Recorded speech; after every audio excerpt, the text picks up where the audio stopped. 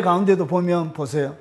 여러분, 알렉산드리아에 난 아볼로라는 유대인이 에베소에 이르니 이 사람은 언변이 좋고, 그러니까 아볼로라는 사람이 있었습니다. 그런데 이 사람에 대하여 설명을 해요. 뭐가 좋냐? 언변이 좋고 말을 잘했던 거가 봐. 그리고 성경에 능통한 자라. 성경에 능통하다는 얘기는 무슨 성경을 얘기하죠? 구약 성경을 얘기하죠. 이때는 아직까지 신약 성경이 없었습니다.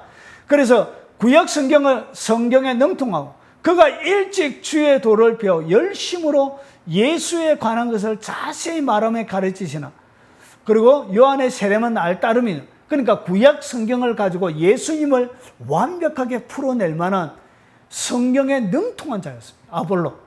그리고 성경에 능통할 뿐만 아니라 여러분 이 설교를 얼마나 잘했는지, 그리고 일찍부터 주의 도를 배우고, 그리고 열심도 있었던가 봐요. 열심으로 예수에 관한 것을 자세히 말하며 가르치나. 뭘 알았다고? 요한의 세례만 알았대요. 그러고 나서 그때 아볼로 학문이 많았고 성경에 능통했고 일찍 주의 도를 배웠죠. 열심히 예수를 잘 가르치고, 아볼로는 요한의 세례만 알았죠. 그래서 성령 세례를 몰랐습니다. 인간적인 지식. 여러분, 이 아볼로는 예수님에 대하여, 성경에 대하여 철저하게 잘 알았지만, 요한의 물 세례도 그가 알고 받은 사람이지만, 여러분 이것으로는 뭐하냐? 부족하다는 거지. 그래서 보세요. 바울이 아볼로가 사역한 에베소 교회에 가서 물어보았던 거예요. 이렇게 훌륭한 목사님이 계신 이 아볼로가 사역하고 있는 이 에베소 교회에 가서 뭘 물어봤냐? 사도 바울이 가면서 보세요. 너희가 믿을 때 성령을 받았냐? 여러분, 이렇게 설교 잘하고 성경에 능통한 목회자들을 모시고 있는 그 에베소 교회에 바울이 가서 뭘 물었다고요? 너희가 믿을 때 뭘 받았느냐? 성령을 받았느냐? 물세례만 있으면 됐는데, 물세례도 알고 물세례 받았는데 무한대 또 성령, 믿을 때 성령을 받았느냐 묻죠. 자, 우리는 성령이 있음도 듣지 못했다. 그러니까 물세례만 아시는 분들 성령님이 있는 것조차 이해를 못해요. 성령 세례를 받지 않은 사람은 성령 세례가 뭔지, 성령이 있음에 대하여 잘 이해도 못해요. 솔직하게 제가 말씀을 드립니다. 오늘 이것이 똑같아요. 한국교회가. 너희가 믿을 때 뭘 받았느냐? 성령을 받았느냐? 우리는 성령이 있음도 듣지 못했다. 물세례만 알고 있는 사람은 성령이 있음도 이해를 못해요. 자, 그래서 그러면 너희가 무슨 세례를 받았느냐? 요한의 세례. 자, 바울이 그들에게 안수하며 성령이 그들에게 임하심으로 방언도 하고 예언도 하니. 그러니까 바울이 뭐 했다고요? 그들에게 안수를 하고. 물세례 받은 그 사람에게 성령 세례가 필요 없다면 뭐한데 가서 바울이 여러분 성령 세례에 대하여 이렇게 성령 세례 받도록 안수기도 했겠습니까? 여러분, 이것이 초대교회 인사가, 초대교회는 여러분 물세례만 알았던 게 아니에요. 성령 세례 두 가지를 같이 알았어요. 그래서 바울이 기록했던 히브리서에도 뭘 얘기하죠?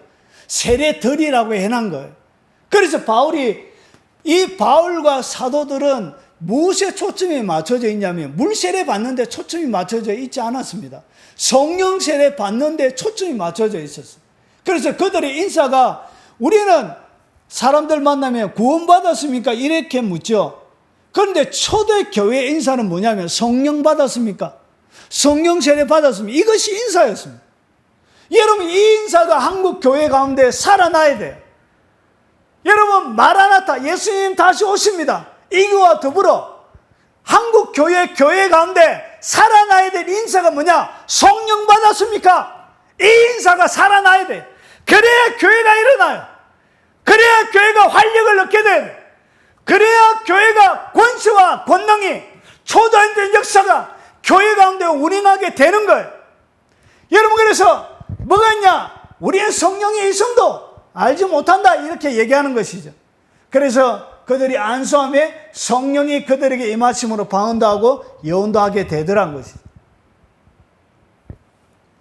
자, 여러분, 이 초대교회 성경에만 거기 있느냐? 이 성령 세례가 있느냐? 여러분, 그러면 사도들의 제자들을 한번 보자는 것이죠. 자, 보세요. 초대 교회 교부들은 뭐냐면 이런 거예요. 예수님의 제자들을 갖다가 우리가 뭐라 부르냐? 속사도라 부릅니다. 예수님의 제자들을 뭐라 부른다고요? 속사도. 그러면 속사도의 제자들을 갖다가 뭐라 부르냐? 그들을 갖다가 교부라 불렀습니다. 그러니까 사도들이 제자를 삼았던 그 사도들의 제자를 갖다가 속사도. 그래서 그 속사도들이 그러면 뭘 가르쳤겠죠? 자기 스승님한테 배웠던 그 진리를 가르쳤겠죠. 그래서 그 속사도의 제자들을 갖다가 뭐라고 하냐? 교부들이라고 그래요. 그러면 교부들의 서신들 가운데 한번 보자는 것이죠. 그것이 이 성령 세례가 단회적인지, 안 그러면 예수님의 제자들, 속사도들 사역에도 있었느니, 그리고 그 한 단계 더 거쳤던 그 제자들의 제자들, 교부들에게 여전히 성령 세례가 있었는지 한번 보자는 것이죠. 성령 세례는 구원의 세례가 아니에요. 능력의 세례예요. 능력. 이 땅 가운데 주의 복음을 전가하기 위해 능력으로 받는 세례. 자, 그러면 여러분 머큰 켈시라는, 여러분 이 머큰 켈시라는 분은 뭐냐면 교회 치유 사역의 역사에 대한 선구자적인 학자예요. 그러니까 교회 가운데, 교회 역사 가운데 치유 사역에 대한 학자들 중에 최고의 사람이에요. 그래서 머큰 켈시의 논문 가운데 교부들에 대한 기록들을 제가 몇 개 발췌를 했습니다. 순교자 저스틴이 AD 100년에 살았습니다. 100년에서 165세. 그래서 이 사람이 교부예요. 예수님의 제자들의 제자예요. 순교자 저스틴으로 불리십니다. 로마 행적에 보낸 사가문에서 다음과 같이 썼습니다. 로마의 황제에게 사가문을 보낸 거예요. 자, 그 사가문 가운데 나오는 내용이에요. 온 세상에서, 그리고 폐하의 도시에서 수많은 귀신 들린 자들을 위하여 우리 그리스도인들이 예수 그리스도의 이름으로 축기 사역을 하여, 그리고 귀신을 쫓아냈다는 얘기죠. 그리고 병을 고쳤고 또 지금도 고치고 있으며 또 병을 돕고 있으며 사람들을 잡고 있는 악귀들, 다른 어떤 축기 사역이나 마법 주문이나 약으로도 되지 않는 악귀들을 쫓아내고 있습니다. 그러니까 마법이나 축기 사역을 통하여 안 쫓겨나가는 그런 악한 마귀들을, 악령들을 어떻게 쫓아내고 있었다라고 이 예수님의 제자들의 제자들도 얘기하고 있는 거예요. 그러면 물세례만 아는 사람들은 귀신을 쫓아낼 수 있느냐? 여러분 기도가 안 돼서 안 돼요. 가서 해보세요. 여러분들 물세례만 알고 있는 사람들, 귀신 들린 사람들한테 가서 그 축사해보세요. 여러분들 오히려 더 당해요. 가서 해보시란 것이죠. 안 돼요. 이거 어떻게 되냐? 성령 세례가 그들 가운데 임하고 깊은 기도가 되는 사람들에게 일어나는 일들이에요. 성령의 은사가 그들 가운데 있을 때 이것이 가능한 거예요. 그래서 이게 뭐가 있죠? 귀신을 쫓아내고 병자들을 낫고 각종 문제들을 치료하는 것. 그러면 속사도들 시대뿐만 아니라 교부들 시대에도 있어요, 없어요? 성령 세례가 있었다는 것이죠. 이게 교회사적으로도 증명이 되는데 왜 단회적이라고 얘기해요? 그럼 뒤에는 이런 일이 안 일어나야 되는 것이죠. 계속 일어나고 있어요. 그런데 또 보세요. 이 사람들은 150년경에 살았던 사람이에요. 헤르마스라는 교부예요. 아주 유명한. 헤르마스의 목자들을 보면 초기 니케아 공회 전 교회에서 매우 강력한 치유 은사 목회가 이루어졌다는 것을 알 수 있습니다. 니케아 공회가 일어나기 이전에 300년대에 일어나는 거예요. 근데 그 이전에도 뭐가 있었다고요? 놀라운 치유의 은사의 목회가 있었다는 것이죠. 그래서 이것은 헤르마스의 글 가운데 있는 거예요. 파란색은. 그러므로 그가 그러한 사람들의 비참함을 알고 그를 거기에서 자유하지 않는 것은 큰 죄를 저지른 것이에요. 여러분 어떤 비참한 사람이 있는 거예요. 귀신에게 눌려있든지 여러 가지 질병의 가운데 있는 그 비참한 사람이 있는데요. 잘 보세요. 여러분 교부들은 이렇게 생각했어요. 비참한 사람을 알고 있는데 그를 거기에서 자유하지 않는 것 자체가 뭐라고 해요? 큰 죄를 저지른 것으로 알았다니까요. 그러니까 비참한 가운데 있는 사람, 귀신이나 질병 가운데 그들을 치유해 주지 않는 것 자체를 죄로 인식했다는 것이죠. 교부들은. 그것은 그의 피에 대하여 죄를 범하는 것이죠. 그러니까 그 고통당하고 있는 그 사람의 피에 대하여 뭘 하고 있더라고? 죄를 범하는 죄라고 얘기하고 있다는 것이죠. 여러분, 성령 세례가 있습니까? 없습니까? 성령 세례가 없이는 이런 일이 일어나지 않습니다. 여기서 머튼 켈시는 그의 고전 연구저서 치유와 기독교에서 이렇게 말합니다. 참으로 그 시대에는 육적인 질병의 치유에 대한 간증을 볼 수 있다. 그것은 기독교인들에게 그리스도의 영이 참으로 실제로 임하고 역사하였다는 증거이다. 육신과 마음의 질병이 모두 어떤 악령들이 지배한다는 증거이기 때문에 질병을 치유하는 것은 그의 반대편의 영, 그의 치유에 역사하신다는 것을 나타내는 가장 강력한 증거이다. 그래서 성령의 역사하심이, 능력의 역사하심이 어디에 있었다고요? 여러분, 교부들의 사역의 현장 가운데 아주 많이 있었다니까요. 여러분, 이것이 교회사적으로도 증명을 하는 것입니다. 그래서 이것이 뭐가 아니라 당회적인 사건이 아니에요. 여러분, 교부들도 성령 세례를 가르쳤다니까요. 그들에게 귀신 안 쫓아내주는 것을 쫓아내주지 않고 병자들 치유해 주지 않는 그 자체를 죄로 삼았다니까요. 그들의 피에 대하여 죄 짓는 것이라고 생각했다니까요. 초대교회는. 여러분, 이런 데 대하여 여러분 죄를 느끼는 목회자들이 있습니까? 이런 것이 죄를 느낄 수 있는 하나님의 성령을 받았던 그 사람들의 능력이 없는 것, 교회가 그 사람들에게 영향력을 행사해 주지 못하는 것 자체가 부끄러운 일이라는 것이죠. 그런 것을 죄처럼 여겼다는 것이죠. 성령 세례가 계속 있다는 것을 얘기하는 것입니다. 터툴리안입니다. 160년에서 225년. 여러분, 예수님의 제자들이 다 죽고 나서도 얼마나 시간이 많이 지났습니까? 머튼 켈시에 의하면 치유는 이방 종교인들이 할 수만 있으면 알고자 했던 그리스도인들에게 나타난 명확한 현상이었다. 그러니까 이 치유란 것은 이방의 종교들도 흉내를 내고 싶은데 그렇게 낼 수가 없는 거예요. 그래서 그리스도인들만이 할 수 있는 명확한 현상이었다는 것이죠. 북아프리카에서 박해가 계속되던 때 터툴리안은 총독에게 보낸 항의 서신에서 다음과 같이 쓰고 있다. 그들 관리 중 하나가 악령에 사로잡혀 바닥에 내동댕이 쳐졌을 때 그 고통으로부터 노임을 받았습니다. 그의 친척도 그의 소년도 그랬습니다. 얼마나 많은 지귀의 사람들이 악령에 의해서 노여나고 질병의 치유를 받았는지요. 심지어 안토니안 황제입니다. 황제의 부친인 세벌러스 본인조차 그리스도인들로부터 마음의 은혜를 받았습니다. 그는 유오디아스의 성지기로 있는 토로파시아너에라는 별명을 가진 그리스도인 프로큘러스를 찾아서 전에 그가 자신을 기름 부으심으로 치료해 준 데 대하여 감사를 표했습니다. 그리고 그는 죽는 날까지 그를 곁에 두었습니다. 여러분, 치유가 계속적으로 일어났습니까? 안 일어났습니까? 이 치유가 일어났다는 것은 뭘 인정하고 있는 것이죠? 성령 세례가 계속 있었다는 것이죠. 그래서 이것이 단회적인 사건이 아니에요. 시프리안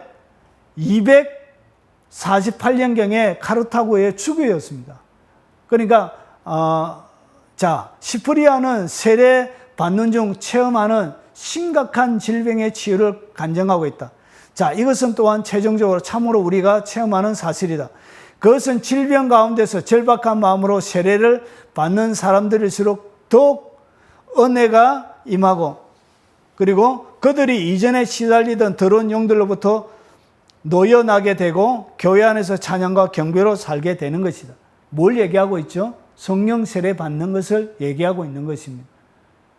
이 물 세례를 얘기하는 것이 아니죠. 여러분, 그뿐만 아니에요. 자, 오리겐, 여러분, 가장 강력한 지도자 중에 한 사람이었습니다. 180년부터 254년까지 살았던 사람입니다.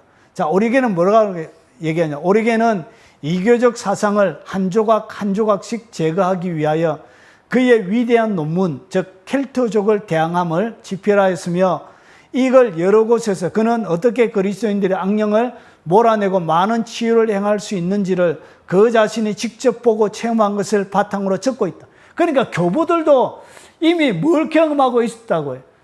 예수님의 제자들, 사도들이 경험하는 그런 능력들을 경험하고 사역했다는 것이죠. 또 예수의 이름이 지금도 사람의 마음으로부터 미친 것들을 제거하고 귀신을 쫓아내고 또 병을 물리칠 수 있다고 쓰고 있다. 그의 저서 중에는 그러한 언급들이 여러 번 나오며 특별히 이교도 사회의 지식청 지도자들에게 보낸 글에서 더 그러하다. 그래서 여러분 초대교회 교부들은 다 뭘 인정하고 있었다고요? 이런 성령 세례, 그리고 그 가운데 귀신을 쫓아내는 질병의 치유, 신유죠. 이런 것들을 이야기하고 있는 것입니다. 자, 마지막 여러분, 자 이레니우스. 자, 이레니우스가 증가하는 능력의 역사를 정리하면 멀톤. 자, 요거는 넘어가겠습니다. 너무 길어서. 자, 어거스틴. 자, 시간이 더 많이 지났습니다. 여러분, 기독교 최고봉이 있는데, 기독교 최고봉 중에 바울이 최고봉이고, 그 다음에 최고봉으로 꼽는 사람이 어거스틴입니다. 어거스틴. 그 다음에 최고봉으로 꼽는 사람이 칼빈이고, 그 다음에 최고봉으로 꼽는 사람이 조나단 에드워드. 이렇게 나옵니다. 존 오웬, 조나단 에드워드 이렇게 나오는데 이 어거스틴이 기독교 최고의 지성 가운데 한 사람입니다. 자, 시간이 많이 지나서 430년이에요. 430년. 우리 장로교나 칼빈도 가장 영향력을 많이 받은 사람이 누구냐? 어거스틴이에요. 어거스틴. 자, 그는 426년에 집필을 완료한 최후의 저서이자 가장 위대한 저서 하나님의 도성에서 한 장을 할애하여 그 한 챕터를 할애하는 계속되는 치유 사역에 높은 가치를 부여하고 있다. 이 부분에서 그는 자신이 히포레우스 지방에서 교부로 있었던 2년 동안 일어난 70건이 넘는 치유를 언급하고 있다. 그러니까 어거스틴조차도 뭘 강조하고 있다고요? 성령 세례를 강조하고 있는 것이 치유에 대하여 2년 동안 자기가 사역하면서 여러분 2년 동안 몇 건의 치유 사역이 일어났다. 70건. 자, 밀란의 한 소경이 치유된 다음 소경도 눈을 뜨고 그리고 그는 이처럼 쓰고 있다. 이 같은 일들이 수도 없이 많이 일어났다. 그리고 지금이라도 우리가 그들을 다 알아내거나 또는 우리가 아는 그 사람들을 다 불어내는 것은 불가능한 일이 아니다. 그래서 많은 치유들이 초대교회 가운데도 있었다는 것이죠. 이 치유가 있었다는 것은 뭘 얘기하는 것이죠? 예, 성령 세례. 여러분, 성령 은사를 통하여 주어지는 것이 뭐죠? 신유죠, 신유. 병 고치는 은사.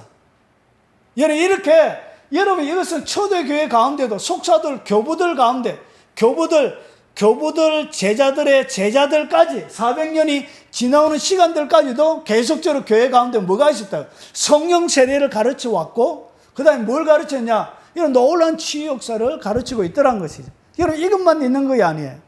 여러분, 18세기에 일어났던, 여러분, 18세기 종교 부흥 가운데도 조나단 에드워드, 조지 위필드, 그리고 여러분, 요한 웨슬레, 이런 사역들 가운데도 많은 치유의 사역을 얘기하고 있습니다. 1904년도에 일어났던 웨일즈 지방에 일어났던 부흥운동, 그리고 1905년도에 일어났던 여러분 아사시 가운데 일어났던 이런 그런 부흥운동, 우리나라 1907년도에 일어났던 부흥운동, 1950년부터 51년까지 일어났던 너전비운동, 그리고 지금부터 일어나고 있는 수많은 성령운동 등을 통하여 성령 세례를 통하여 뭐가 일어나고 있다고요?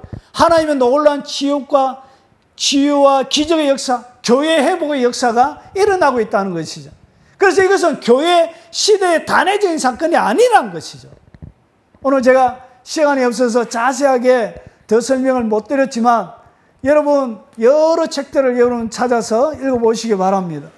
여러분 한국 교회가 회복해야 될 가장 시급한 것이 뭐냐? 성령 세례입니다.